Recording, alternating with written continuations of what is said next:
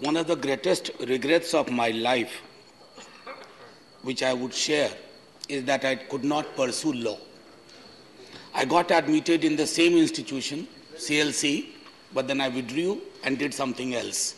Listening to others and listening to Honorable Minister Sahab itself, and learning from the fact कि जब से आया हूँ तब से कोई भी कानून किसी के लिए भी बने, it's lawyers' delight. उनकी जिंदगी रोशन होती जा रही है, बाकी कहीं रोशनी हो या ना हो, इसलिए हर दल में वकीलों की बड़ी पूछ है। आप ये देख लो, चाहे उधर या इधर। It's a regret. Anyway, vice chairman साहब, कोशिश कर रहा था हिंदी में ही बोलूं क्योंकि भाजपा के मित्र कहते हैं हिंदी में बोलो, लेकिन ये बड़ा टेक्निकल सा सब्जेक्ट था तो मेरे लिए बहुत आर्बिट्रेशन की हिंदी में अभी तक नहीं समझ पाया हूं कि उसकी हिंदी क्या है। अब बताइए, इतना लंबा चौड़ा मध्यस्थता का। Anyway, honourable vice chairman sir, in the backdrop I would say, sir कोशिश कर रहा हूं ना, अब बिल सरल बनाइएगा। बघेल साहब के बारे में मैं कुछ नहीं कहना चाहता हूं, आजकल इनको भी सपने में लोग आने लगे हैं।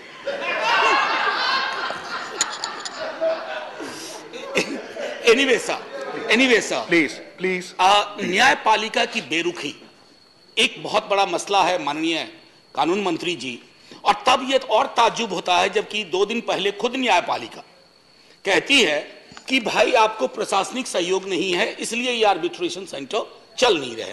तो ये दोहरा चरित्र, न्यायपालिका पर टिप्पणी नहीं कर रहा हूं, अपने विचार व्यक्त कर रहा हूं कि ये नहीं होना चाहिए कि नहीं कर पा रहा। दूसरी तरफ आपकी खुद की बेरुखी होती है, अवार्ड हो जाता है और उसके बाद फिर ट्रायल कोर्ट में मामला जाता है और एक लंबी प्रक्रिया होती है। मैं समझता हूं कि इस पर अगर कुछ फेरबदल हो, सुधार हो। एक हमारे कई दोस्तों ने प्राथमिक तौर पे जो हमारी प्रेफरेंस हमारे आर्बिट्रेशन का रहा वो तदर्थवाद का रहा, एडहॉकिज्म का, उसको आपको सबसे पहले जब आप इसको फ्रेम करें तो you have to address that. Having said that, so couple of more points. मेरे एक साथी बिहार के हमारे सीनियर लीडर सुशील मोदी जी कह गए पंच परमेश्वर प्राचीन काल में हुआ करता था। सर उतना प्राचीन काल में मत जाइए क्योंकि हर पंच परमेश्वर नहीं हुआ करता था, उसका भी हम आज तक भुगत रहे हैं। कुछ बीच बीच का मसला रखिए ताकि एक बेहतर व्यवस्था बने। सो I believe one of the greatest USP of this government, and I hyphenate between the government and honorable minister. He is not only a name changer, I wish him you become game changer. क्योंकि name changer वाले आपके यहाँ बहुत बड़ी तादाद में हैं। उनका बस चले तो सुबह उठ के अपने घर का नाम बदल दें, सड़क का नाम बदल दें, तो वो नहीं करना है। और मैं सुखेंदु भाई की तरह आपको रोमियो जूलियट तक भी नहीं ले जाना चाहता हूं, हालांकि टेम्पटेशन मेरा भी था कि रोमियो के साथ आपको जोड़ दूं। So lack of good administrative facilities, what even Vijay Sai Reddy ji said, Vivek भाई said, Sukhendu ji said, that has to be underlined as one of the priorities. बेहतर प्रशासनिक सुधार करिए। अब हाई कोर्ट और रिटायर्ड सुप्रीम कोर्ट के, वो मैं विजय साई जी की, रेड्डी जी की बात को मतलब इसलिए मैंने कहा कि वकालत करनी चाहिए थी। जज बनता हो तो जब तक जिंदगी एज ना होता तब तक जज रहता, और जज रहने के बाद किसी न किसी आयोग का, आर्बिट्रेशन का मेंबर हो जाता, चेयरमैन हो जाता। तो ये जो एहसास कमतरी है मेरे अंदर, वो मेरे अंदर ही नहीं है, इस सदन में कई सदस्यों के अंदर होगा कि काश हम क्यों ना हुए वहां। अरे